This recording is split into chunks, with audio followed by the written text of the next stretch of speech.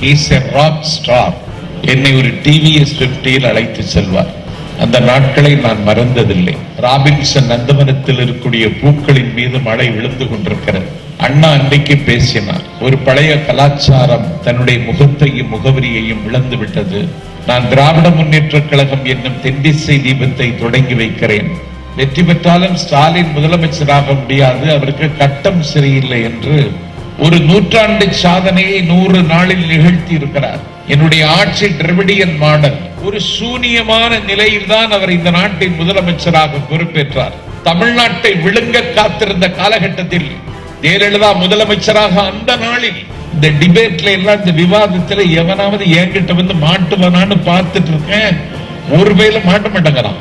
இப்போதுதான் திண்ணப்பர் பரம்பரை திருக்கோவில் அர்ச்சகர் என்ற அதிகாரம் பெற்று உள்ளே போகிறார். எப்போது பிணம் விழும் என்று கழுகுகள் காத்திருக்கும்.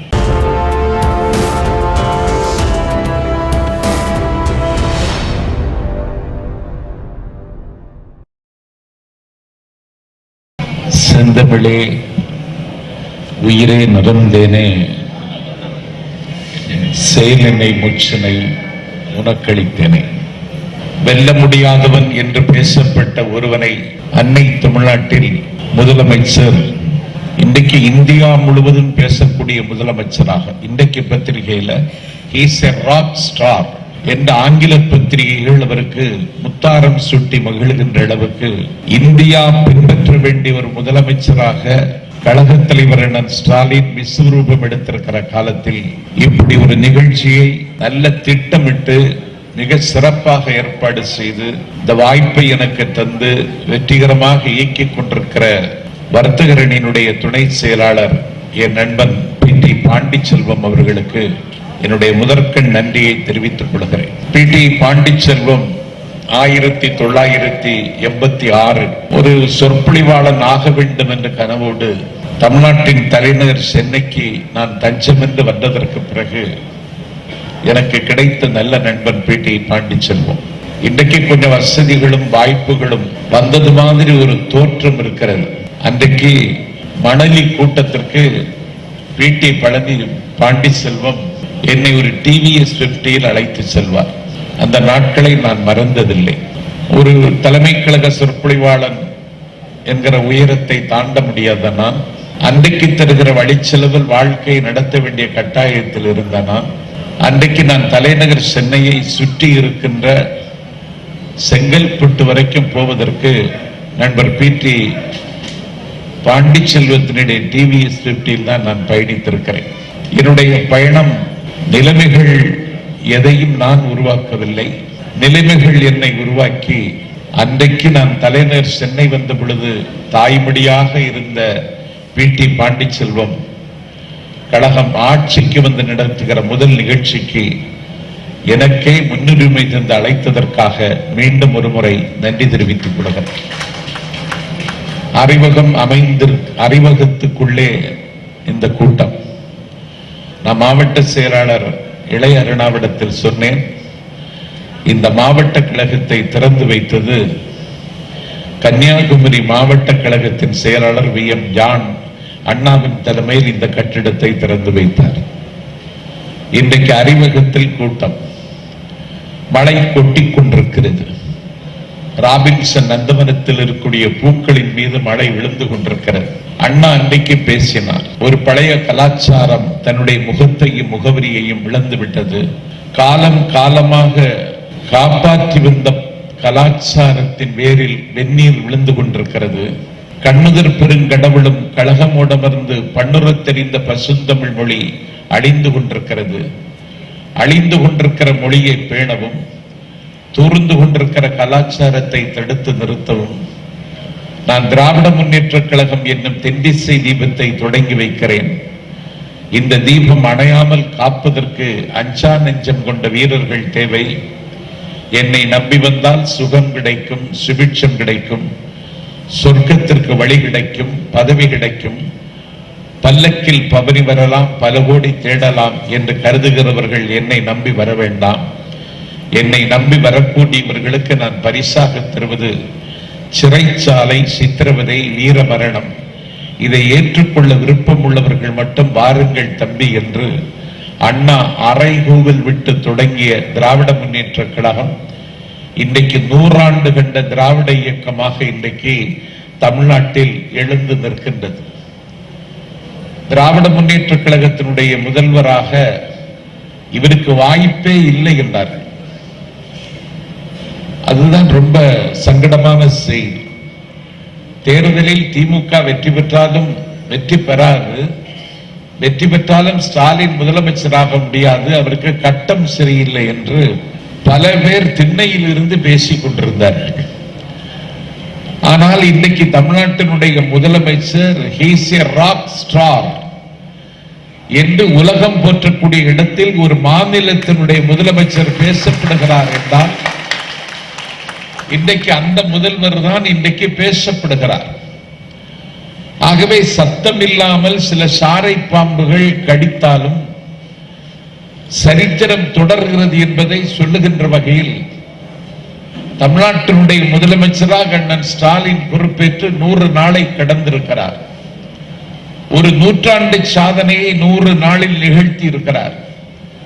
எந்த சாதனையை தொடுவது, எந்த சாதனையை விடுவது என்று ஒரு நல்ல சொற்பொழிவாளன் என்று உங்களால் நம்பப்படுகிற எனக்கே ஒரு மயக்கம் வரத்தான் செய்கிறது.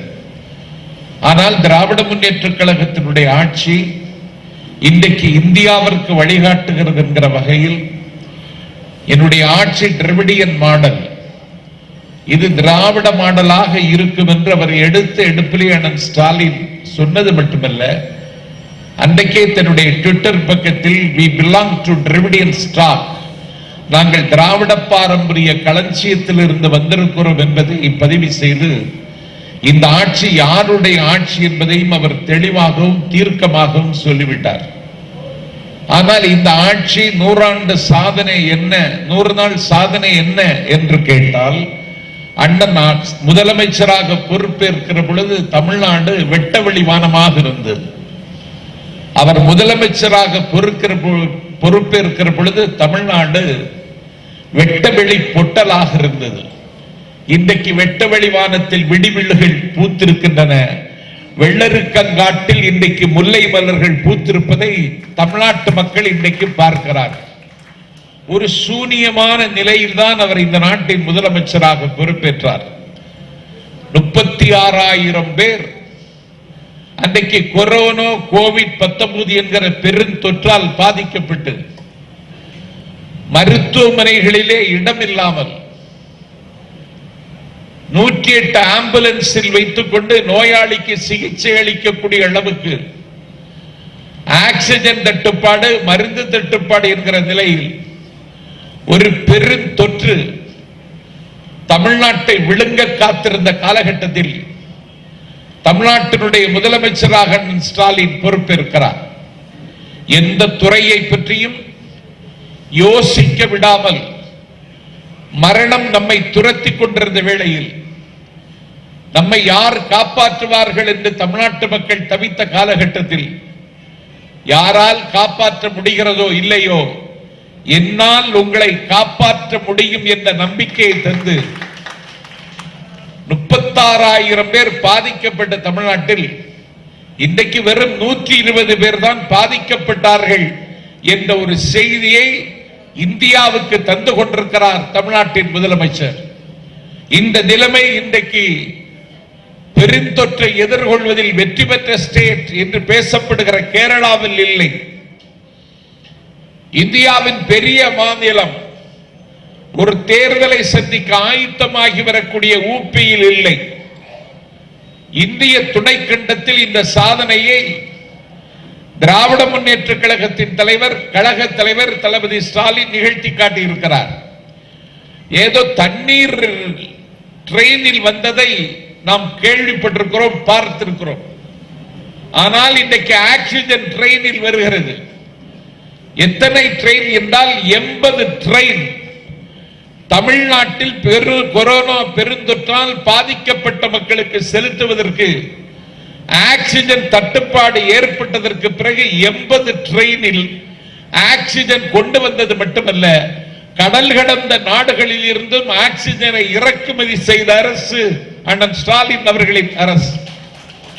இந்த கொரோனா பெருந்தொற்று என்கிற கொள்ளை நோய் தமிழ்நாட்டு மக்களினுடைய உயிரை காவு கேட்டுக் கொண்டிருந்த காலகட்டத்தில் என்ன செய்வது, இதை எப்படி எதிர்கொள்வது என்றவர் யோசித்த பொழுது வெளிநாட்டில் இருந்து அந்த வேக்சினேஷன் தடுப்பூசிகளை வாங்குவதற்கு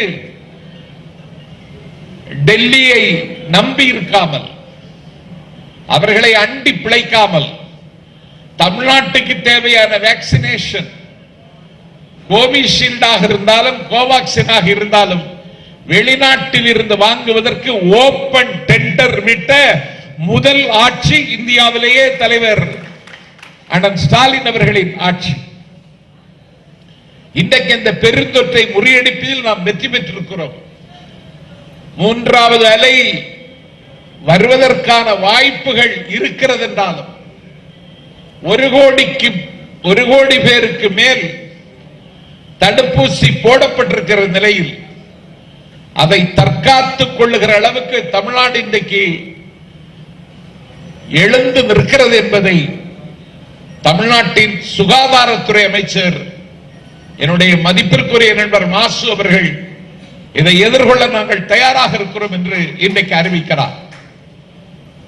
இப்படி அண்ணன் ஸ்டாலின் வேகத்திற்கு ஈடு கொடுக்க முடியாமல் அமைச்சர்கள் திணறினாலும் கூட குறிப்பறிந்து ஒழுகக்கூடிய ஒரு மனைவியை போல எல்லா அமைச்சர்களும் தத்தமது துறையில் எதையாவது சாதிக்க வேண்டும் என்கிற வெறியோடும் வேகத்தோடும் இன்றைக்கு இயங்குவதை எனக்கு தெரிந்து தமிழ்நாட்டு அரசியல் வரலாற்றில் இப்போதுதான் தமிழ்நாடு பார்க்கிறது.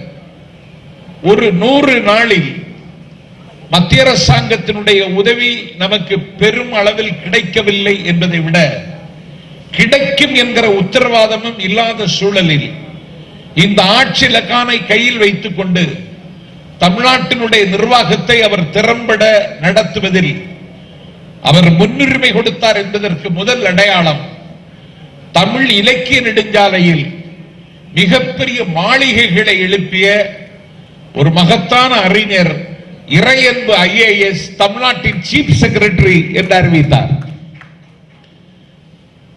அவருடைய முதன்மை செயலாளர் தமிழ்நாட்டில் இருக்கக்கூடிய IAS நிர்வாகிகளில் மிகச்சிறந்த நிர்வாகி என்று பெயர் பெற்ற உதயச்சந்திரன் அவர்களை அந்த இடத்திற்கு கொண்டு வந்தார்.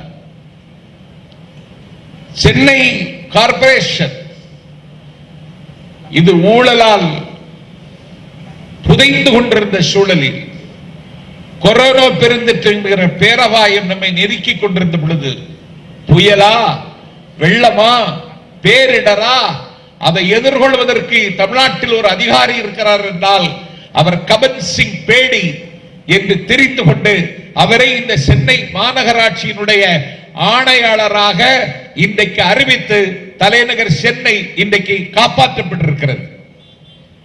கபன் சிங் பேடிக்கு இது பதவி உயர்வில்லை, அவர் ஒரு சீனியர் ஆபீசர். ஆனால் வந்திருக்கிற நோய்க்கு மருந்து தர வேண்டுமானால் அதற்கு தகுதியானவர் கபன் சிங் பேடி என்று கருதி இன்றைக்கு அவரை அந்த இடத்தில் உட்கார வைத்திருக்கிறார். ஜெயலலிதா முதலமைச்சராக அந்த நாளில், இன்னும் சொல்ல போனால் ஆழிப்பேரலை என்கிற சுனாமி வீசிய நாளில் நாகை மாவட்டத்தினுடைய கலெக்டராக இருந்தவர் ராதாகிருஷ்ணன் ஒரு யுத்த காலத்திற்கு ஏற்ற அதிகாரி என்று பெயர் பெற்ற ராதாகிருஷ்ணன் கடந்த ஆட்சியிலும் அவர் சுகாதாரத்துறை செயலாளராக இருந்ததற்கு பிறகு கடந்த ஆட்சியில் சுகாதாரத்துறை செயலாளராக இருந்தவர் இந்த ஆட்சியில் எத்தனையோ IAS அதிகாரிகள் ஆட்சி பொறுப்புகளில் இருந்து பந்தாடப்பட்ட பொழுதும் அந்த ராதாகிருஷ்ணன் தான் இதை சரியாக நிர்வகிக்கின்ற புரிந்து கொண்டு அவரை தட்டி கொடுத்து நீங்களே இந்த வேலையை பாருங்கள் என்று இந்த பொறுப்பை ஒப்படைத்த அண்ணன் ஸ்டாலின் அவர்களினுடைய பெருந்தன்மைக்கு முன்னால் வானம் கூட சிரித்து விடுகிறது. அது மட்டுமல்ல, ஒரு நச்சாலை தூத்துக்குடி மக்களுக்கு அச்சத்தையும் பீதியையும் எப்போதும் தந்து கொண்டிருக்கிற ஒரு நச்சாலை, குடிக்கிற தண்ணீர் சுவாசிக்கிற காற்று, உண்ணுகிற உணவெல்லாம் நஞ்சாகி போகக்கூடிய அளவுக்கு உப்பு காற்று வீசக்கூடிய தூத்துக்குடியின் சுற்றுச்சூழலை குட்டிச்சுவராக்கிய அந்த ஸ்டெர்லைட் என்கிற நச்சாலையில் ஆக்சிஜன் தயாரிப்பதற்கு வாய்ப்பு இருக்கிறது என்ற செய்தி வந்த மாத்திரத்தில் மக்கள் அதன் மீது மிகுந்த கோபமாக இருந்த சூழலில் அந்த தூத்துக்குடி ஸ்டெர்லைட் ஆலையை திறந்து ஆக்சிஜன் உற்பத்தி செய்வதற்கு வாய்ப்பு இருக்குமானால் அதை பயன்படுத்தி கொள்ளக்கூடாது ஏன் என்ற ஒரு கேள்வி தனக்குத்தானே கேட்டு அந்த முடிவை தானே அறிவிக்காமல் தமிழ்நாட்டில் அனைத்து கட்சி தலைவர்கள் கூட்டத்தை கூட்டி ஸ்டெர்லைட் ஆலையை திறப்பதற்கு ஒருமுகமாக எல்லா கட்சிகளும் ஏற்கிற முடிவை அண்ணன் ஸ்டாலின் பெற்றுக் கொண்டதற்கு பிறகுதான் ஸ்டெர்லைட் ஆலை ஆக்சிஜன் உற்பத்திக்காக திறக்கப்பட்டது. அதற்கு பிறகு சட்டமன்ற கட்சி தலைவர்கள் கூட்டத்தை கூட்டுகிறார். கடந்த ஆட்சி காலத்தில் இந்த கொரோனா பெருந்தொற்றை எதிர்கொள்வதற்காவது அனைத்து கட்சி கூட்டத்தை கூட்டுங்கள் என்றால் கூட்ட மாட்டேன், கூட்ட வேண்டிய தேவை இல்லை, ஸ்டாலின் என்ன டாக்டரா என்றெல்லாம் கேட்டு விமர்சனம் செய்தார்கள். அதை முதலமைச்சர் அவர்கள் கவனத்தில் எடுத்துக் கொள்ளவில்லை என்பதை விட அந்த காழ்ப்புணர்ச்சிக்கே போகாமல் அனைத்து கட்சி கூட்டத்தை கூட்டி அதிலும் அந்த கட்சியில் இருக்கின்ற குட்கா புகழ் விஜயபாஸ்கருக்கு அதில் கலந்து கொள்கிற வாய்ப்பு கொடுத்து ஒரு கருத்தை பெருந்தன்மையோடு உள்வாங்கிக் கொண்டு இந்த நிர்வாகம் சீராக இயங்க வேண்டும், இது ஒரு கான்ஸ்பிரன்சி, வெளிப்படையான அரசு என்பதை பொதுமக்களுக்கு நம்பிக்கை ஏற்படுத்துகிற வகையில் இன்றைக்கு ஒரு நல்லாட்சி தமிழ்நாட்டில் இன்றைக்கு நடந்து கொண்டிருக்கிறது. எல்லா இடங்களிலிருந்தும் பாராட்டுகள் குவிந்து கொண்டிருக்கின்றன. ஒவ்வொரு அமைச்சர்களும் போட்டி போட்டுக்கொண்டு நான் முந்தி நீ முந்தி என்று முதலமைச்சரிடத்தில் பாராட்டு பெற வேண்டும், முதலமைச்சருடைய நோக்கத்தை நிறைவேற்ற வேண்டும். வில்லிலிருந்து விடுபடுகின்ற கணை அதனுடைய இலக்கை சென்று எட்டுவதை போல எட்ட வேண்டும் என்று குறிப்பறிந்து எல்லா அமைச்சர்களும் இன்றைக்கு இயங்கிக் கொண்டிருக்கிறார்கள். இதில் மிகப்பெரிய சாதனை எதுவென்று கேட்டால் இளையரணா அவர்கள் சுட்டிக்காட்டியதுதான் இன்னைக்கு தமிழ்நாட்டினுடைய பேசு பொருளாகி இருக்கிறது. தமிழ்நாட்டின் அறநிலையத்துறை அமைச்சராக பொறுப்பேற்றிருக்கிறார் சேகர்பாபு. அவர் இன்னும் பட்டம் பெற்றவர் அல்ல, பல்கலைக்கழகம் சென்றவர் அல்ல, பாண்டித்யம் மிக்கவரா என்றால் அதுவும் அல்ல. அவர் மக்களோடு மக்களாக இருந்தவர், இயங்கியவர். இவர் தூங்குகிறாரா என்று ஆய்வு செய்யக்கூடிய அளவுக்கு இடையராதும் தடையராதும் இயங்கிக் கொண்டே இருக்கிறார். அவருக்கு உடல் எப்படி ஒத்துழைக்கிறது, இவர் எப்படி பயணிக்கிறார், அவரை சந்திக்கவே முடியவில்லை. ஒரு நாள் காலை என்னுடைய நண்பனுக்கு பிறந்த நாள். அவன் சொன்னான், அமைச்சர் சேகர் பாபுவிடத்தில் எனக்கு அறிமுகம் செய்து அவரிடத்தில் வாழ்த்து பெற வேண்டும் என்று. நான் பொதுவாக எனக்கு இன்னொரு சில குணங்கள் இருக்கு, யாரையும் போய் வழிய போய் பார்ப்பதில்லை. நான் எந்த அமைச்சரையும் இன்னும் பார்க்கல, உனக்கு வேணும்னா நான் வர்றேன் அப்படின்னு சொல்லிட்டு. ஏன்னால் ஒரு வதந்தி உலவுகிறது, சேகர் பாபு நாஞ்சில் சம்பத்து சொன்னாதான் சேகர் பாபு கேட்பாரு அப்படின்னு ஒரு வதந்தி உலவிட்டு இருக்கு. அப்படியெல்லாம் ஒண்ணும் கிடையாது. சரி, அவரை சந்திக்கணும்னு சொல்லிட்டு காலையில 6 மணிக்கு போனேன் ஒட்டேரி அவருடைய வீட்டுக்கு. இந்த வீட்டுல ஒரு ஆள் உட்கார்ந்து இருந்தார். அவர்கிட்ட சொன்னேன், நாஞ்சில் சம்பத்து வந்திருக்கேன் அப்படின்னு அமைச்சர்கிட்ட சொல்லுங்க. சொல்லிடுறேன். அமைச்சர் இருக்காருல்ல? இருக்காரு, நான் சொல்லிடுறேன் அப்படின்னு சொல்லி அவர் மேல போனார். மேல போயிட்டு வந்து கீழே வந்து சொன்னார், அவர் இல்லை அப்படின்னார். நான் உடனே போன் போட்டேன். நம்ம ஒரு ஆளுக்கு தொலைபேசியில் பேசுவதற்கே 1000 முறை யோசிக்கிறேன்னா, ஐயா வீட்டுல வந்துட்டோமே அப்படின்னு போன் போட்டேன். அமைச்சர் போனை எடுத்துட்டு சொன்னார், ஒண்ணும் இல்லைன்னா நான் உங்க ஊருக்கு நாகர்கோவிலுக்கு போறதுக்கு பிளைட்ல ஏறி உட்கார்ந்துருக்கேன். இல்ல உங்க வீட்டுல இப்படி தகவல் சொன்னாங்க, அப்படித்தான் சொல்லுவாங்க, அதையெல்லாம் கண்டுக்க முடியாது. நான் பிளைட்ல ஏறி உட்கார்ந்துருக்கேன், நாளை மறுநாள் தான் வருவேன் அப்படின்னு சொன்னார். இப்ப என்னாச்சுன்னு சொன்னா, தமிழ்நாட்டில் இன்னைக்கு இந்த பேசு பொருளாகி இருக்கிறது. ரத்தம் சிந்தி சாதிக்க வேண்டிய புரட்சியை சத்தம் இல்லாமல் இன்றைக்கு தலைவர் அவர்கள் இன்றைக்கு சாதித்திருக்கிறார். ஏன்னா ஒரு தாழ்த்தப்பட்டவர் அர்ச்சகர் ஆகலாமா ஆகக்கூடாதுன்றதான் காலங்காலமா சொல்லிட்டு இருக்கான். அதுக்கு அவன் பல்வேறு காரணங்களை சொல்றான். இந்த டிபேட்ல எல்லாம் இந்த விவாதத்துல எவனாவது என்கிட்ட வந்து மாட்டுவனான்னு பார்த்துட்டு இருக்கேன். ஒருவேளை மாட்ட மாட்டேங்கிறான். ஏன்னா சிவபெருமான் என்கிற இறைவனுக்கு ஒருவர் அர்ச்சனை செய்கிறார். அவருக்கு பேரு சிவகோசரியார். அவர் பார்ப்பன குலத்தில் பிறந்தவர், ஆகமங்களை கற்று உணர்ந்தவர், ரொம்ப ஆச்சாரசீலர். அவர் சிவபெருமானுக்கு பூஜை செய்கிறார். எந்த சிவபெருமானுக்கு? காலத்தியப்பனுக்கு. காலத்தி எங்க இருக்கு? இன்னைக்கு நம்ம கையில் இல்ல. நாம் இழந்ததுல காளகஸ்தி என்று சொல்லக்கூடிய காலத்தி ஒண்ணு புத்தப்பி நாட்டுல, மலை நாட்டுல இருக்கிறது காளகஸ்தி. அங்கே அந்த கண்ணுதர் கடவுள் காலத்தி ஈசன் மீது ஒரு வேடன், ஷெட்யூல்டு ட்ரைப், அவனுக்கு பேரு திண்ணப்பன். ரொம்ப திடமா குண்டா இருந்ததுனால பெற்றோர்கள் அவனுக்கு திண்ணப்பன் என்று பெயர் வைத்தார்கள். இந்த திண்ணப்பன் ஒரு நாள் கண்ணுதர் பெருங்கடவுள் காலத்தி ஈசனை கண்டான். அவர் மீது ஒரு காதல் வந்தது. அதற்கு பிறகு ஆட்சி, அதிகாரம், குடும்பம், சுகம் எதுவும் அவனுக்கு பற்றில்லை. எப்பொழுதும் காலத்தி ஈசன் மீது கொண்ட காதலால் அவனை தவிர வாழ்க்கையில் வேறு பற்றில்லாமல் இருந்தான். சிவகோசரியார் அவனுக்கு தினசரி பூஜை செய்கிறார். அருகம்புல்லை போட்டு பூஜை செய்கிறார், மலர்களை போட்டு பூஜை செய்கிறார். ஒரு நாள் காலத்தி ஈசனை பார்ப்பதற்கு திண்ணப்பன் என்கிற வேடன் வருகிறான். சிவனுக்கு ஏதாவது கொடுக்க வேண்டும் என்று அவன் வேட்டையாடி கொண்டு வந்த மான் இறைச்சியை தீயில் போட்டு சுட்டு இறைவனுக்கு படைக்கிறான். அதுவும் அந்த இறைச்சி வெந்திருக்கிறதா என்று பார்ப்பதற்கு தன்னுடைய வாயில் போட்டு மென்று இறைவனுக்கு படைக்கிறான்.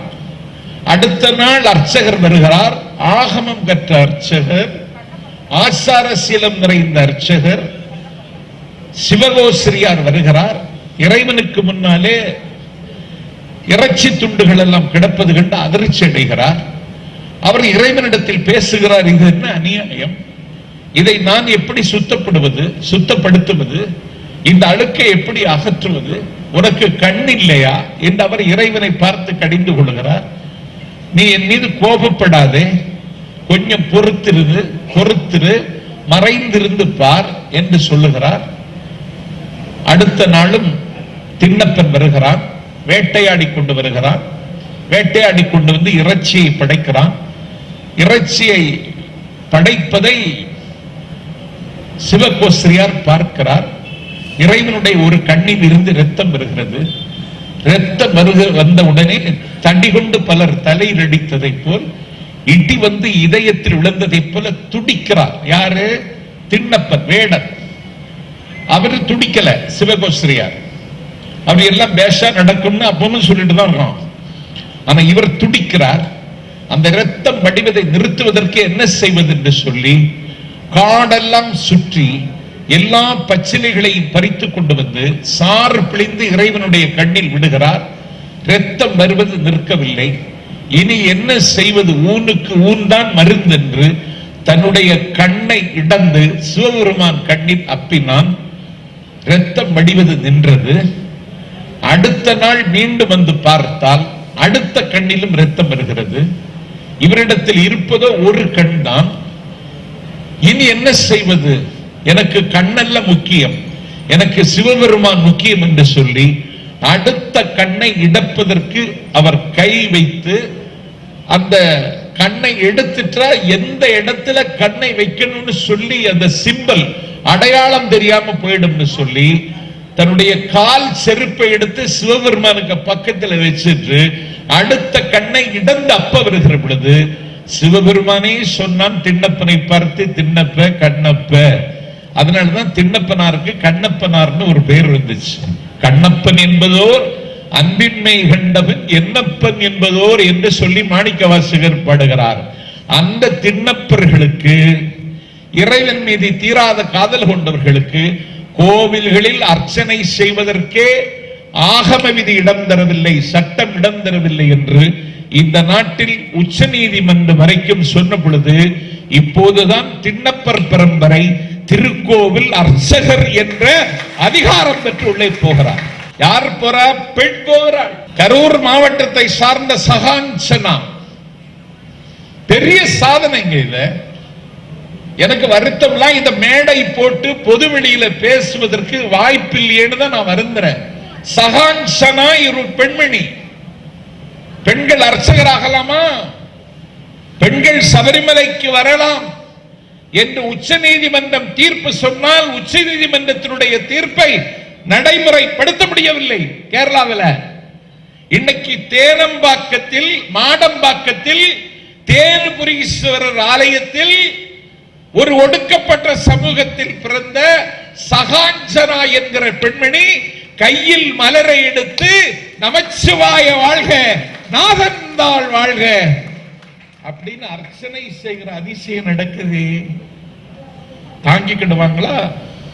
அதான் சுப்பிரமணிய சாமி வரான் கேள்விப்பட்டு.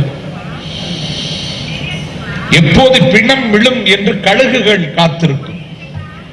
இன்றைக்கும் கழுகுகள் காத்திருக்கின்றன.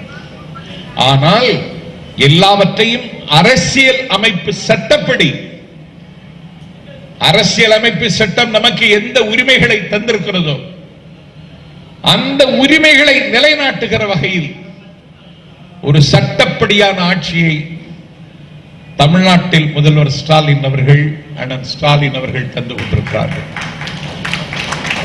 ஒரு மானுட பற்று. நான் பட்டினப்பாக்கத்தில் தான் ஒரு வாடகை வீட்டில் குடியிருக்கேன். அந்த வழியா தான் போவான் எடப்பாடி. இன்னைக்கு தரையில் உட்கார்ந்துருக்கான், நாளைக்கு சிறையில் உட்காருவான்னு நம்புறேன்.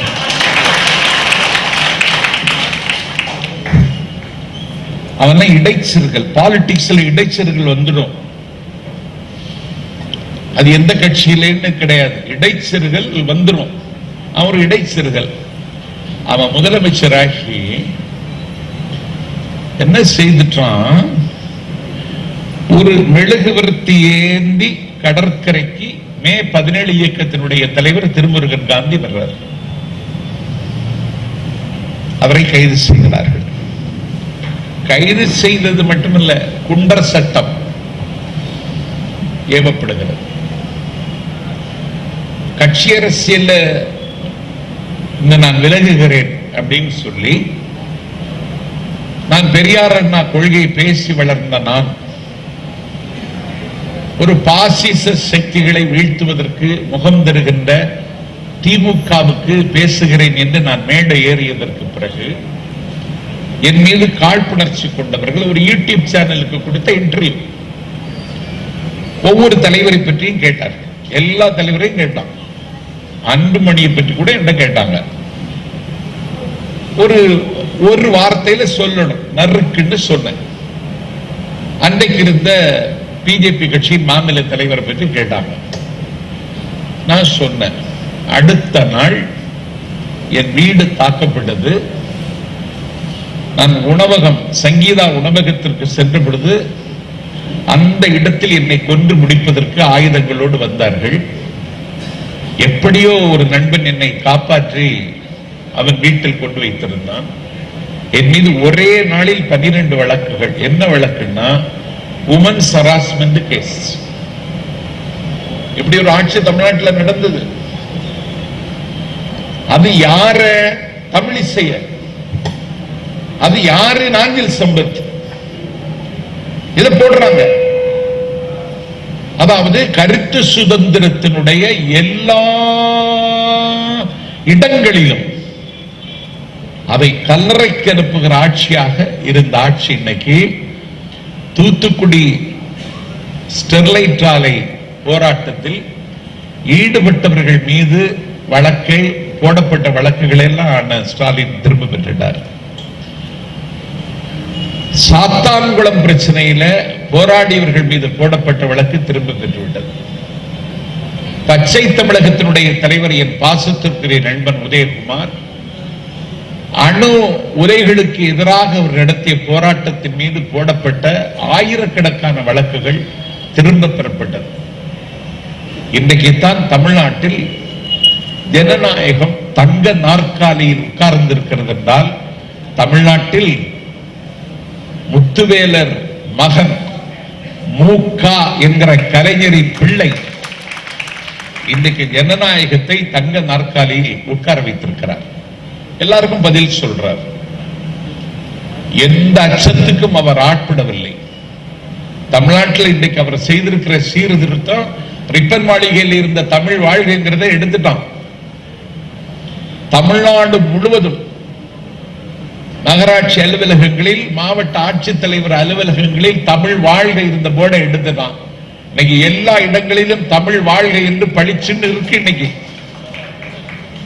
அது மட்டுமல்ல, தமிழ் வாழ்க என்று இருப்பது மட்டுமல்ல, தமிழில் படித்தவர்களுக்கு முன்னுரிமை என்பதை விட தமிழில் எழுதுகிறவன் தமிழ்நாட்டில் உயிர் வாழ முடியாது. கழுத்தில் கிடந்த சங்கிலி, கையில கிடந்த மோதிரத்தை விற்று ஒரு காலகட்டத்தில் இதழ் நடத்தினவதான், நடத்த முடியல. எனக்கு எழுதியும் பேசியும் வாழ முடியாத சூழல் தமிழ்நாட்டில் இருக்கிறது. புதுமை பித்தேன்னு சொல்லி ஒரு சிறுகதை மன்னர், அவனை மாதிரி எழுத முடியாது. அவன் திருவேண்டரம் சானிட்டோரியத்தில் போய் உட்கார்ந்துட்டு சொன்னா, தமிழ்நாட்டில் ஒரு இலக்கிய ஆசிரியனாக வாழ முடியாது, அந்த மண் நம்மை தின்றுவிடும் என்று கண்ணீரோடு எழுதலாம். இன்னைக்கு என்னாச்சுன்னு சொன்னா, கீரா ஒரு கரிசல் காட்டு கதைகளுக்கு இலக்கிய தகுதியை மட்டுமல்ல உலக அங்கீகாரத்தை வாங்கி தந்த பெருமகன் கீரா. 99 வயதில் அவர் காலமாகிறார். அந்த செய்தி கேட்ட மாத்திரத்தில் கீராவினுடைய புகழ் உடம்பு அரசு மரியாதையோடு உடலடக்கம் செய்யப்படும் என்று தமிழ்நாடு முதலமைச்சர் அறிவிக்கிறார். அந்த இடைசெவல் என்கிற கிராமத்தில் சாகித்ய அகாடமி பரிசு பெற்றவர்கள் 2 எழுத்தாளர்கள். கீராவுக்கு முன்னாலே ஒரு ஆள் வாங்கிட்டார், கூப்பார் ராஜகோபாலன் வாங்கிட்டார். அந்த இடைசெவல் கிராமத்தில் கீரா பயின்ற பள்ளியை, நடுநிலை பள்ளி, மிடில் ஸ்கூல் புனரமைக்கப்படும், புதுப்பிக்கப்படும் என்று உத்தரவு பிறப்பித்தார்.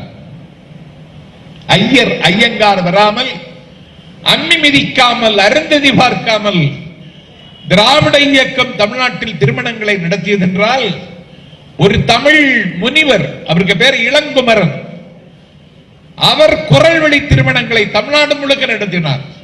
ஆச்சரியப்படுவீர்கள், அவர் எழுதிய புத்தகங்கள் 500க்கு மேல்.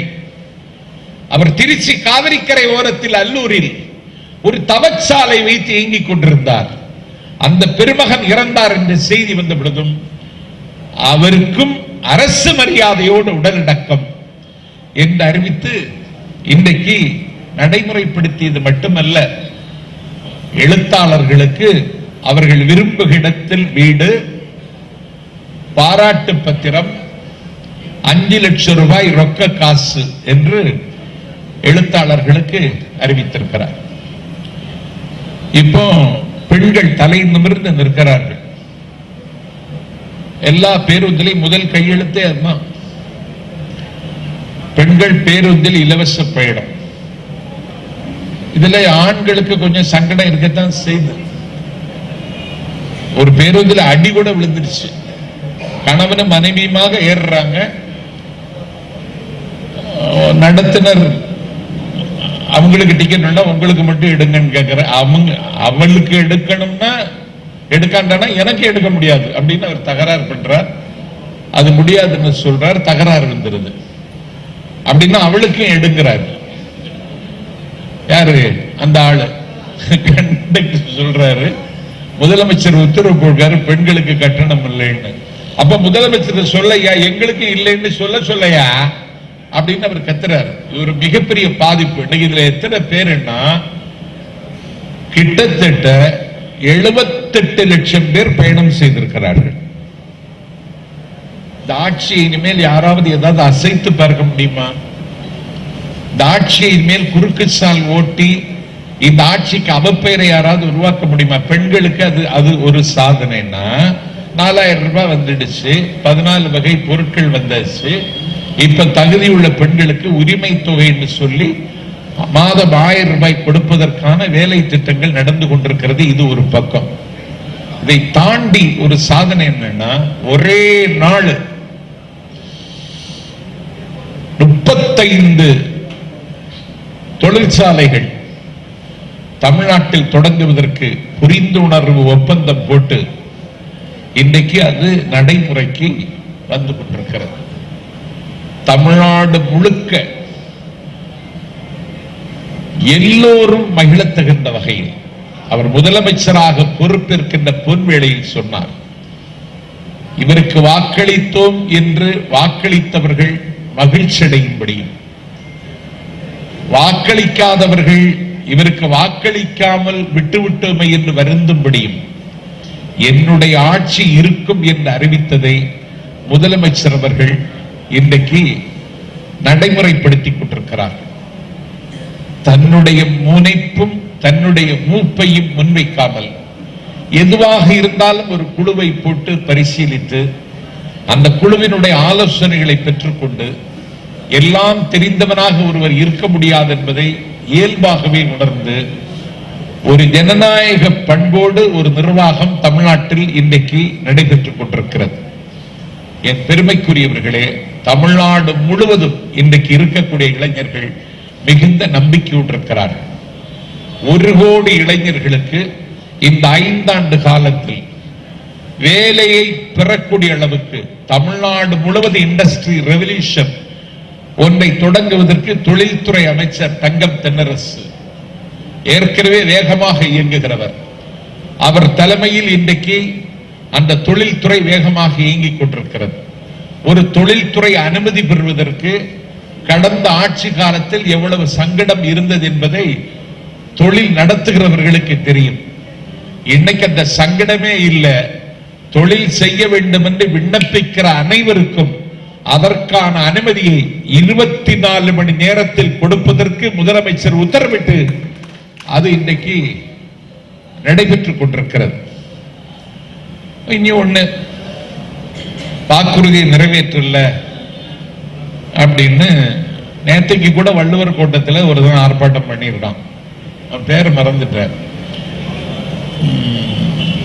வாக்குறுதியை நிறைவேற்றுவதற்காகத்தான் நேற்றுக்கு கொடநாடு வழக்க கையில் எடுத்திருக்கோம். வாக்குறுதியை நிறைவேற்றணும்ல, அது கொடுத்த வாக்குறுதி. அந்த கொடுத்த வாக்குறுதியை நிறைவேற்ற போறாங்கன்னு அவங்களுக்கு தெரிஞ்சிடுச்சு. ஏன்னா சயான் அப்படின்னு ஒருத்தன் நேற்றுக்கு டிஸ்ட்ரிக்ட் எஸ்பி காவல்துறை கண்காணிப்பாளர் ரகசிய வாக்குமூலம் தந்துட்டான். ஜெயலலிதாவினுடைய டிரைவர் திவாகர் இன்னைக்கு பேட்டி கொடுத்துட்டான். இதை இப்படி சும்மா விடக்கூடாது, நான் சொல்ற ஆளையெல்லாம் விசாரிங்கன்னு அவன் ஒரு பட்டியல் தர்றான். ஆக சட்டம் ஒழுங்கை நிலைநாட்டுவதில் பாரபட்சம் பார்க்கல. KK நகர்ல அம்மா உணவகம் என்கிற பெயர்ல ஒண்ணு இருக்கு. அவர் முதலமைச்சராக அந்த நாற்காலியில உட்கார்வதற்கு முன்னாலேயே ஒரு ஆர்வத்தில் ஒரு தொண்டன் என்ன செய்துட்டான், அந்த போர்டை எடுத்து கீழே வீசிட்டான். இன்னைக்கு மீடியா உலகம் ஊடகத்தினுடைய கண்களில் இருந்து தப்பிக்கிறது ரொம்ப கஷ்டம். அத ஊடகம் பெரிதாக்கி போட்ட அடுத்த நிமிடத்தில் அவனை கட்சியை விட்டு நீக்குகிறார். கட்சியை விட்டு நீக்கியது மட்டுமல்ல, அவன் மீது வழக்கு பதிவு செய்து அந்த தம்பியை கைது செய்து சிறையில் அடைக்கிறார். அப்போது அவர் சொன்னார், என்னுடைய ஆட்சியில் பெற்ற மகனே தவறு செய்தாலும் என்னுடைய நடவடிக்கைகள் இப்படித்தான் இருக்கும் என்று ஒரு முதலமைச்சர் அறிவித்து அதை இன்னைக்கு நடைமுறைப்படுத்திட்டு இருக்காங்க. அதிமுக தொண்டர்களுக்கெல்லாம் ரொம்ப மகிழ்ச்சி. அதிமுகவில் கூட இந்த அதிசயம் நடக்காது. ஆனா ஸ்டாலின் அந்த அதிசயத்தை இன்னைக்கு நிகழ்த்திட்டு இருக்கிறார். ஏன்னா அவங்க அப்படி திட்டமிட்டு திருடினார்கள். இப்ப அரசாங்கத்துக்கு நிதி பற்றாக்குறை, வெள்ளை அறிக்கை தாக்கல் பண்ணிட்டார் பழனிவேல் தியாகராஜன். ஒரு பெரிய பண்பாளருக்கு பிள்ளை நம்முடைய அமைச்சரவையில் இடம்பெற்றிருக்கிற அமைச்சர்ல ஒரு திராவிட இயக்க தொடர்பு உள்ள அமைச்சர்ல அவர் முக்கியமானவர். அவர் இன்னைக்கு ஒரு வெள்ளை அறிக்கை சமர்ப்பித்து தமிழ்நாட்டு எந்த நிலைமையில இருக்கு அப்படின்னு அவர் உலகத்துக்கு சொல்லிட்டார். அவர் வெள்ளை அறிக்கை விட்ட அன்னைக்கு இவனெல்லாம் சத்தம் இல்லாம ஒண்ணு இருக்க ஆரம்பிச்சிட்டான். இப்போ இந்த நிதிநிலை இப்படித்தான் இருக்கு. இது எங்க விவாத பொருளாகிவிட்டது? இன்னைக்கு பல்கலைக்கழகங்களில் மாணவர்களுக்கு மத்தியில், பெண்களுக்கு மத்தியில் கடை தேற முடியாத குடியானவனுடைய நாக்கில் வாக்கில் தமிழ்நாட்டினுடைய நிதிநிலை இன்றைக்கு விவாத பொருளாகி இருக்கிறது. இதை வெளியிடுவதற்கு துணிச்சல் வேண்டும். எல்லாவற்றையும் பட்டியலிட்டு இன்றைக்கு அறிவித்து விட்டார். இந்த வெள்ளை அறிக்கையினுடைய விளைவு நிறைய வரி போட்டிருக்கணும், ஆனா போடல. எந்த புதிய வரியையும் போடாமல் ஒரு வெள்ளை அறிக்கை தாக்கல் செய்ததே வரி போடுவதற்கு தான் என்று எதிரிகள் பேச ஆரம்பித்ததற்கு பிறகு வரி இல்லாமல் ஒரு நிதிநிலை அறிக்கை வந்திருக்கிறது. இந்த 100 நாள் ஆட்சியினுடைய சிறப்பு என்ன என்றால், இந்த ஆட்சியை கண்டித்து பொதுக்கூட்டம் அப்படின்னு போட்டு ஒரு தின பேச சொன்னா, இந்த ஆட்சியை கண்டித்து என்னால பேச முடியாதுன்னு மேடை விட்டு கீழே இறங்கிடுவான்.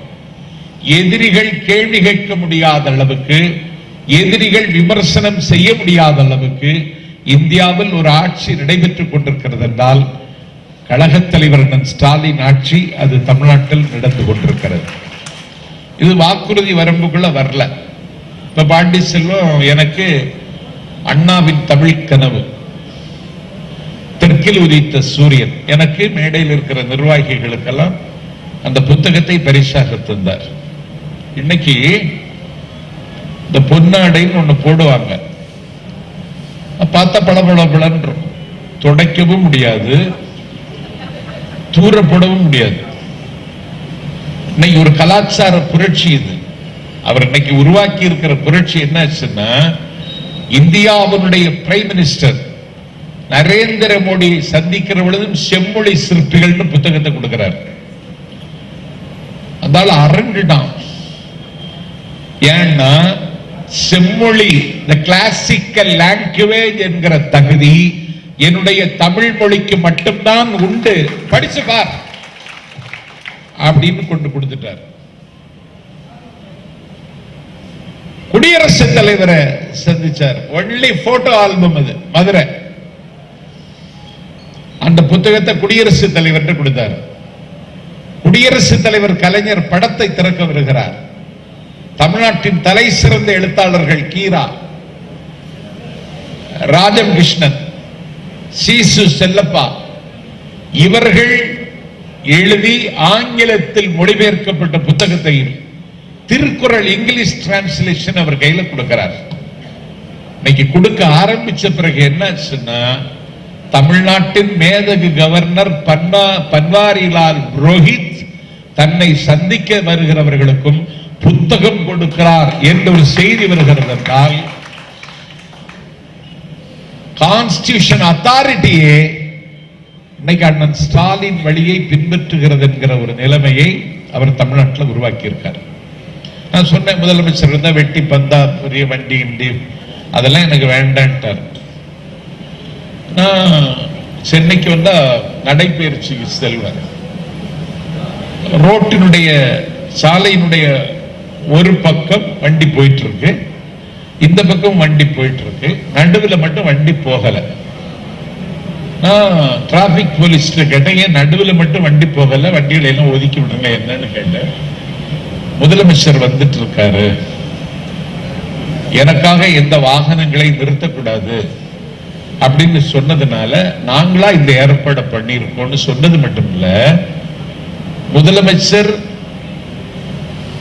ஆழ்வார்பேட்டையிலிருந்து வீட்டுக்கு வர்றது வரைக்கும், கோட்டைக்கு வர்றது வரைக்கும், திரும்ப போகிற வரைக்கும் 10 அடிக்கு ஒரு பெண் காவலர் நிற்பாங்க. இதுதான் ஆட்சி. ஆட்சிக்கு ஆட்சினாலே இதுதான். என்ன கேட்டா, ஒரு பெண் காவலர் நின்னா அவன் நின்றுகிட்டே இருக்கணும். முதலமைச்சர் எப்ப வருவாரு எப்போ போவாருன்னு தெரியும். அவன் நின்று, அவளுக்கு டியூட்டி அது, அந்த டே அவளுக்கு அதான் டியூட்டி. ஒரு பெண்களுக்கு இயற்கை உபாதை கழிக்க வேண்டுமானால் அதற்கு பாதுகாப்பான இடமும் வேண்டும், பத்திரமான இடமும் வேண்டும். ஆனா அந்த பெண்கள் என்ன செய்வார்கள்? யார் யோசிக்கிறா? இத தமிழ்நாட்டினுடைய முதலமைச்சர் யோசிக்கிறார். தனக்கென்று ஒரு மகள் இருந்தா இந்த உத்தியோகத்தை அவள் பார்த்தால் அவ எவ்வளவு சிரமப்படுவான்னு யோசிச்சு அடுத்த நாள் அறிவிக்கிறார், நான் வருகிற வழியில் பெண் காவலர்களை பாதுகாப்புக்கு நிறுத்துவது என்பதை இனிமேல் அதற்கு அனுமதி இல்லை, பெண் காவலர்கள் நிற்க வேண்டாம்னு அறிவிச்சு காவலர்களுக்கு மத்தியில என்னை அண்ணன் ஸ்டாலினுக்கு இன்னைக்கு அவ்வளவு மிகப்பெரிய பேர் இன்னைக்கு அவர் வாங்கிட்டார். இதுக்கு பேர் தான் ஆட்சி. ஒரு கடைசி படியில இருக்கிறவனுடைய கதறலும் அவனுடைய கண்ணீர் குரலையும் எந்த ஒரு தலைவன் காது கொடுத்து கேட்கிறானோ அவன் தான் தலைவன். இன்னைக்கு அத அப்படி நிப்பாட்டார். கோயம்புத்தூருக்கு போறார், அங்க ஓட்டு விழல. இந்த ஓட்டு விழலன்னு சொல்றதே இப்படி அப்படி சொல்லாதீங்கன்னு நான் எல்லாத்தையும் சொல்றேன். அங்கேயும் ஓட்டு விழுந்தது. நம்முடைய ஓட்டு என்ன ஆச்சுன்னா பிரிந்தது.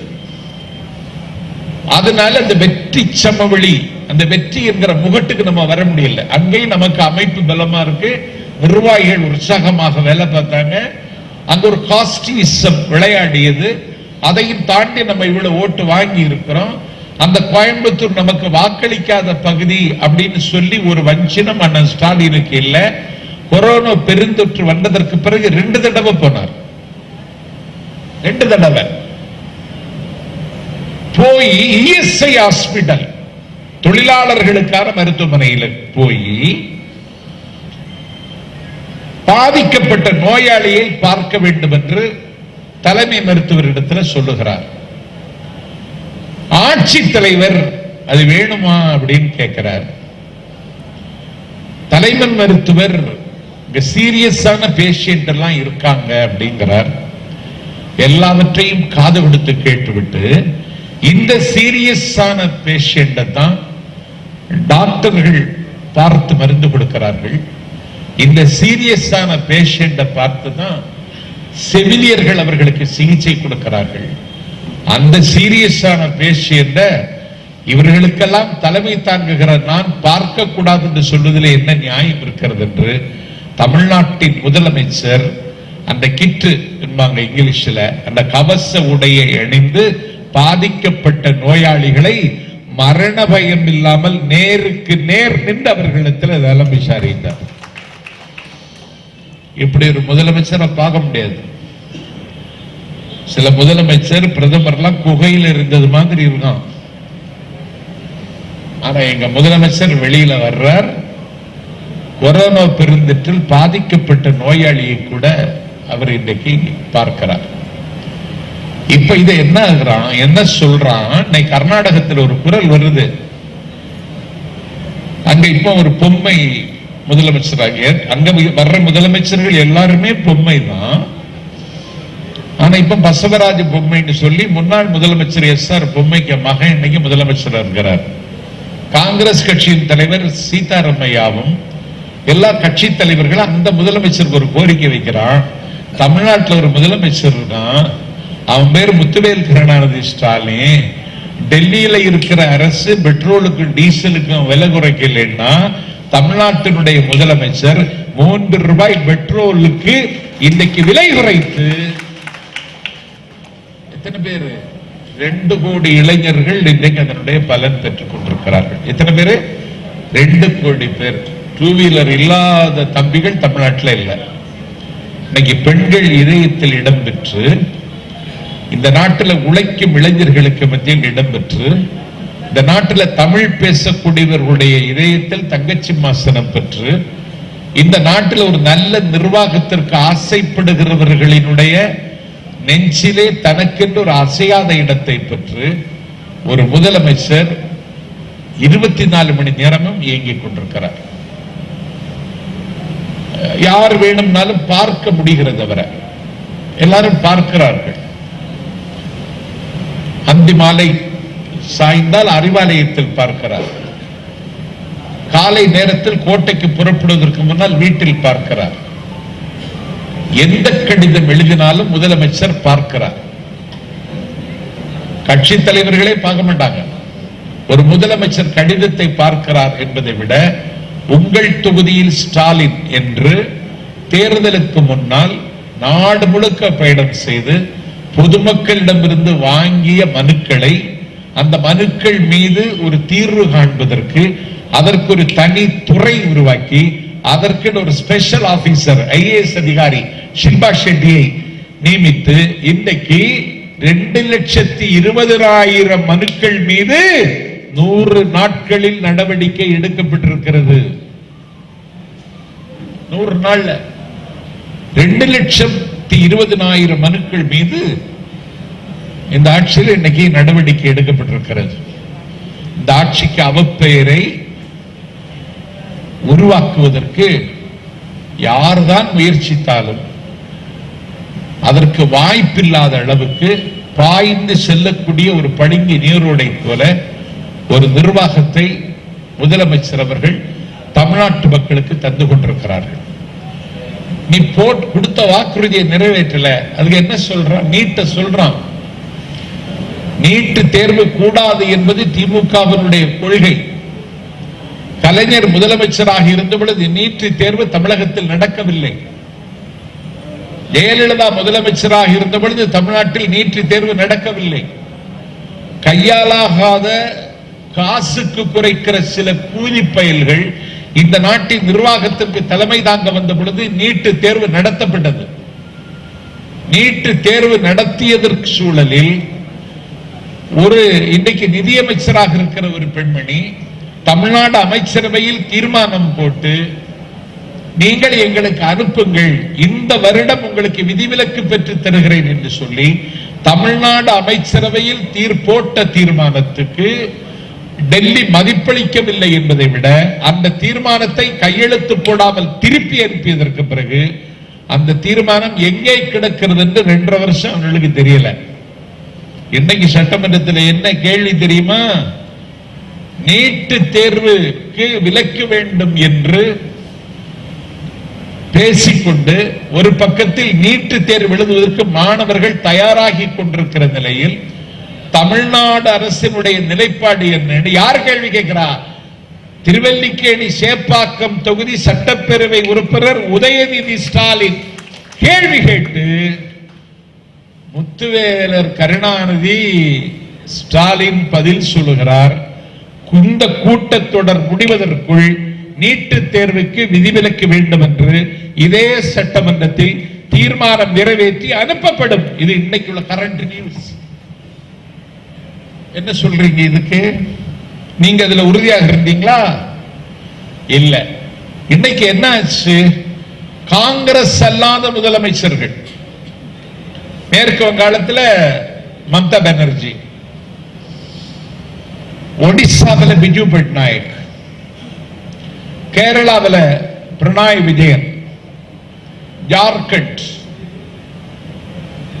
இப்படி காங்கிரஸ் இல்லாத முதல்வர்கள், அண்மையில் இருக்கின்ற ஜெகன்மோகன் ரெட்டி, சந்திரசேகர் ராவ், ஒரு 12 மாநிலத்தினுடைய முதலமைச்சர்கள் தன்னுடைய மாநிலங்களுக்கு உரிமை வேண்டுமானால் ஸ்டாலின் தான் நமக்கு வழிகாட்ட வேண்டும் என்று சொல்லக்கூடிய அளவிற்கு தலைவர் கலைஞரின் பிள்ளை அந்த இடத்தை நோக்கி இன்றைக்கு நகர்கிறார். முத்துவேல், கருணாநிதி, ஸ்டாலின் ஆகிய நான் என்பது வெறும் சொற்றொடர் அல்ல, ஒரு 150 ஆண்டு கால வரலாற்றை அந்த வார்த்தையில் அவர் பதிவு செய்தார். ஒரு திராவிட இயக்கத்தினுடைய நீட்சிதான், நீதி கட்சியினுடைய நீட்சிதான் என்னுடைய ஆட்சி என்பதை இந்த நாட்டில் சொன்னது மட்டுமல்ல, நீதி கட்சி ஆட்சி காலத்தில் செய்ய முடியாததை, கலைஞர் முயன்று முடியாததை இன்றைக்கு முடிக்கிற இடத்தில் தமிழ்நாடு முதலமைச்சர் அண்ணன் ஸ்டாலின் அவர்கள் இருக்கிறார். ஆகவே மத்திய அரசாங்கத்தோடு சமர் செய்யவில்லை என்றாலும், சண்டை போடவில்லை என்றாலும், மல்லு கட்டவில்லை என்றாலும் நாங்கள் இப்படித்தான் இருப்போம் என்பதை அவர்களுக்கு உணர்த்துகிற வகையில் திராவிட முன்னேற்ற கழகத்தினுடைய நாடாளுமன்ற உறுப்பினர்களும் தமிழ்நாடு முதலமைச்சர் தளபதி ஸ்டாலின் அவர்களினுடைய நடவடிக்கைகளும் அப்பட்டமாக, டிரான்ஸ்பரன்சியாக, வெளிப்படைத்தன்மையாக இந்த ஆட்சி இப்படித்தான் இருக்கும் என்பதை எல்லோருக்கும் இன்றைக்கு சொல்லிவிட்டார். நேற்றுக்கு என்ன நடந்துச்சு? மைசூர் மாநிலத்தில் இந்த ஒருவர் அண்ணா யூனிவர்சிட்டியில வைஸ் சான்சலரா உட்கார முடியும்.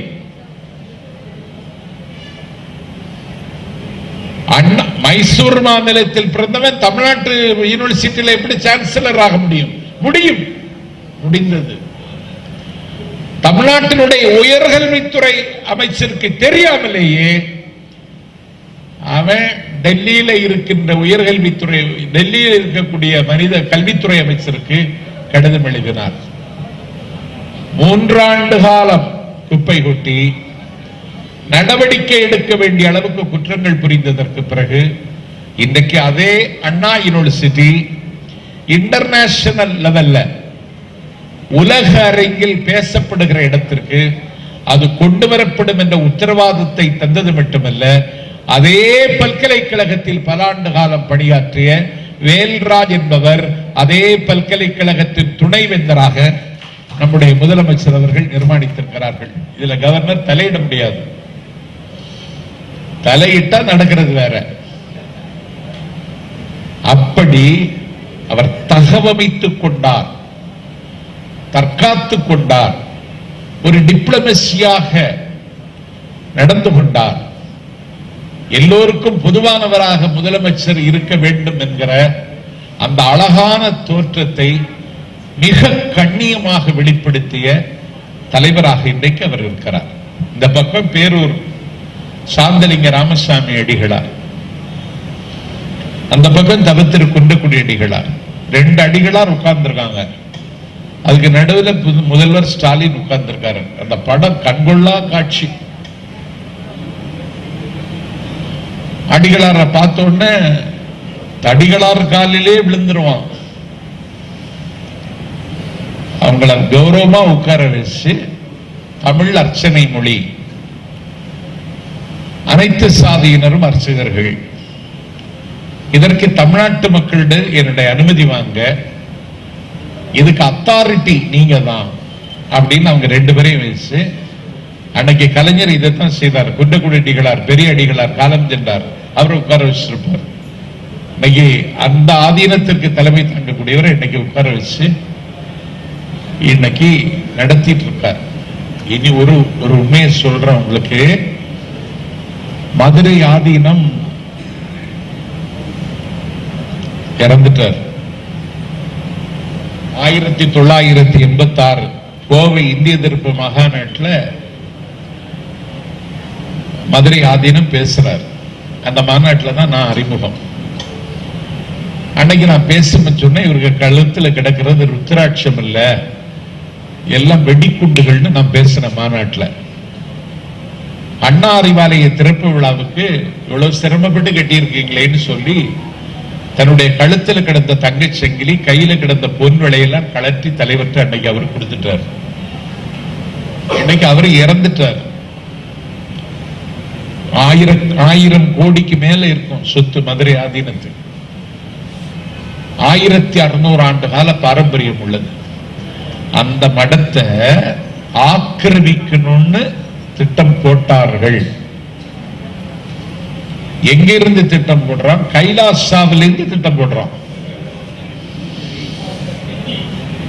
ஆமா, ஏற்கனவே திட்டம் போட்டு அந்த திட்டத்தை முறியடிச்சு அவரை விளட்டி விட்ட பிறகு மீண்டும் அந்த ஆதீனத்தை கைப்பற்றுவதற்கான முயற்சி நடந்த பொழுது தர்மபுரம் ஆதீனத்திலும் திருவாவடுதுறை ஆதீனத்திலும் பயிற்சி பெற்று இன்றைக்கு இளைய தம்பரனாக இருக்கக்கூடியவர் தான் மீண்டும் அந்த ஆதீனகர்த்தராக நியமிக்கப்படுவார் என்று சைவ பெருமக்கள் நம்புகிற அளவுக்கு ஒரு செய்தியை இன்றைக்கு தந்திருப்பது யார் என்றால் அந்த மடத்தில் உள்ளவர்கள் அல்ல, எங்கள் நாட்டின் முதலமைச்சர் நாட்டு மக்களுக்கு தந்திருக்கிறார். இப்படி எல்லாம் செய்தாச்சா? தனி பட்ஜெட் எதுக்கு இருந்துச்சு? ரயில்வேக்கு இருந்துச்சு. இந்தியன் ரயில்வே என்பது உலகத்தில் பெரிய ரயில்வே. உலகத்தில் பல நாடுகளுக்கு நான் போயிருக்கிறேன். இந்தியன் ரயில்வே மாதிரி தேசம் தழுவிய அளவில் ஒரு போக்குவரத்து இயக்கம் என்பது இந்தியாவில் தான் சாத்தியமாயிற்று. பண்டிட் ஜவஹர்லால் நேருவின் காலத்தில் இருந்து அதுக்கு தனி பட்ஜெட், தனி அமைச்சகம், ரயில்வே பவன். இன்னைக்கு அந்த ரயில்வே லாகாவை ஒன்றுமில்லாமல் ஆக்கி அதை தனியார் கையில் கொடுப்பதற்கு தகுடுதத்தங்கள் செய்து கொண்டு திடீர்னு ராயபுரத்தில் இருந்து புறப்பட்டு அம்மாவுக்கு சீரியஸ் சொல்லி சாயல்குடியிலிருந்து தகவல் வந்திருக்கு, நான் உடனே போகணும்னு சொல்லி புறப்பட்டு எக்மோர்ல போய் ஒரு ஓபன் டிக்கெட் எடுத்துட்டு அன்ரெஸ்ட் கம்பார்ட்மெண்ட்ல இருந்து போயிடலாம்னா போக முடியாது. இன்னைக்கு 2020 மார்ச்ல இருந்து இன்னைக்கு வரைக்கும் அதுதான் நிலைமை. 965 ரூபாய் டிக்கெட் இன்னைக்கு 1565 ரூபாய். இந்த நிகழ்ச்சிக்கு இன்னைக்கு வரணும்னு சொன்ன பிறகு நான் புக் பண்றேன். 1565 ரூபாய். அதுக்கு இன்னைக்கு மகத்துவத்தை கொடுத்தது மட்டுமல்ல, அதை சிதைக்கிறார்கள். ஆனால் விவசாய பெருங்குடி மக்கள் 6வது விரலாக அலட்சியப்படுத்தப்பட்டார்கள். உழைத்தாலும் உலக்குதான் மிஞ்சும் என்றவர்கள் பேசப்பட்டார்கள். உழுவார உலகத்திற்கு ஆணி.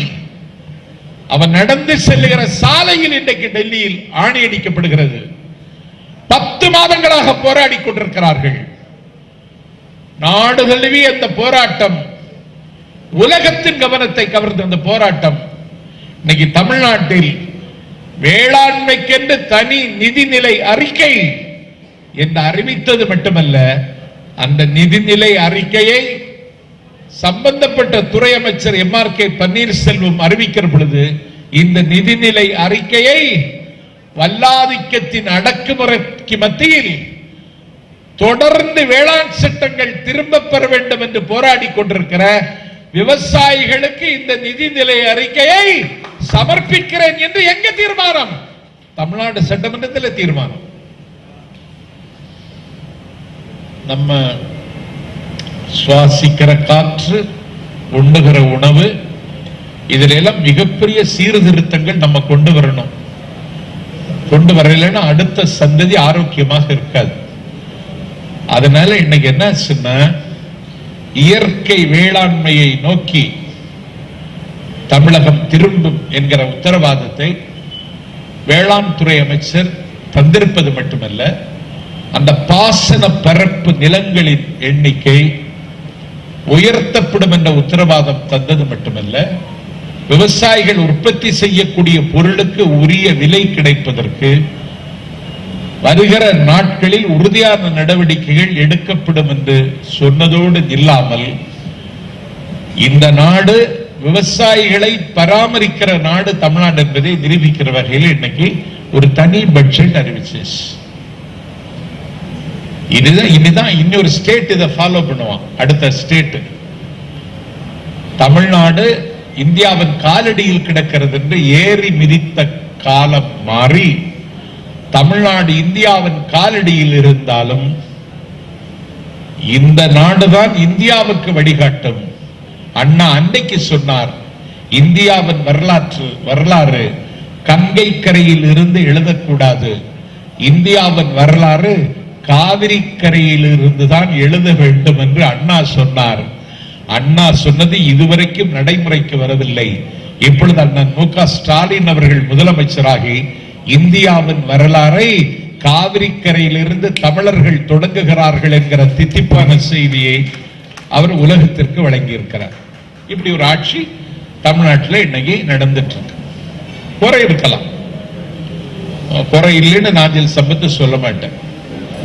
நிலவில் களங்கம் இல்லையா? நெல்லில் உமி இல்லையா? நீரில் பாசி இல்லையா? ஆகவே விமர்சனம் வந்தால் விமர்சனத்தை எதிர்கொள்ளவும் குறைகள் சுட்டிக்காட்டினால் அந்த குறைகளை களையவும் நாங்கள் சித்தமாக இருக்கிறோம் என்கிற வகையில் ஒரே நாள் 4 துறைக்கான மானிய கோரிக்கை ஜெயலலிதா நிறைவேற்றுவாங்க. கண்ணால பார்த்திருக்கேன் நான். கன்றாவியா இருக்கும். ஆனா இன்னைக்கு துறை வாரியான மானிய கோரிக்கைக்கு உத்தரவிட்டு தமிழ்நாடு ஒரு 100 நாளில் பள்ளத்தில் இருந்து சமவெளிக்கு வந்திருக்கிறது. 100 நாளில் இருட்டில் இருந்து வெளிச்சத்துக்கு வந்திருக்கிறது. 100 நாளில் அந்தகாரத்தில் இருந்து மேட்டுக்கு வந்திருக்கிறது. 100 நாளில் தரைமட்டத்தில் இருந்து வானோக்கி திரும்புகிறது. அண்ணாந்து பார்க்கிறது உலகம். தமிழ்நாட்டில் நடைபெற்றுக் கொண்டிருக்கிற ஆட்சி உலகெங்கும் வாழுகிற தமிழர்கள் ஒரு நம்பிக்கையோடு இருக்கிறார்கள். ஆட்சிக்கு சாதனையினுடைய உச்சம் எதுவென்றால் தமிழ்நாடு பாதுகாக்கப்படும் என்கிற நம்பிக்கை எல்லா தமிழ் மக்களுக்கும், அவன் அதிமுக தொண்டனா இருந்தாலும் பாமக தொண்டனா இருந்தாலும். இங்கே மணியே பேசுறார், 10% இடஒதுக்கீடு அறிவிச்சும் அதை நிறைவேற்றல. அந்த இடஒதுக்கீடை இன்றைக்கு அறிவித்து மிகப்பெரிய புரட்சி செய்திருக்கின்றார் என்று அவர் அறிவிக்கிற அளவுக்கு தமிழ்நாட்டை இன்னைக்கு கொண்டு வந்து அண்ணன் ஸ்டாலின் 100 நாள்ல நிறுத்திட்டார். 100 நாள் தான், இன்னி நாள் இருக்கு, இன்னி 5 வருஷம் இருக்கு, அதுக்கப்புறம் இன்னும் 5 வருஷம் இருக்கு. ஒரு 10 ஆண்டு காலத்துக்கு திட்டம் போட்டு தான் தமிழ்நாட்டில் இன்னைக்கு நம்ம பயணித்துட்டு இருக்கோம். ஒரு சர்வதேச அரங்கில் ஒரு டெவலப்மெண்ட் கண்ட்ரி எப்படி இருக்கணும் அப்படிங்கிறதுக்கான ஒரு மாடல் தமிழ்நாடு. அதுக்கு பேரு Dravidian model. I belong to Dravidian stock.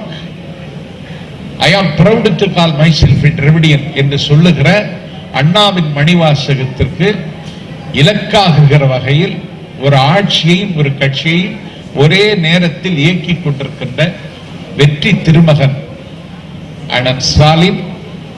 அதை தாண்டி 100 ஆண்டு கண்ட திராவிட இயக்கத்தின் ஒரே முகமாக உலகெங்கும் வாழக்கூடிய தமிழர்களின் கண்ணுக்கு தெரிகிற நம்பிக்கையின் பெயர் ஸ்டாலின். துயரங்களுக்கு ஆறுதல் அவர் பெயர் ஸ்டாலின். துன்பங்களுக்கு விடுதலை அவர் பெயர் ஸ்டாலின். கனவுகளுக்கு நம்பிக்கை அவர் பெயர் ஸ்டாலின்.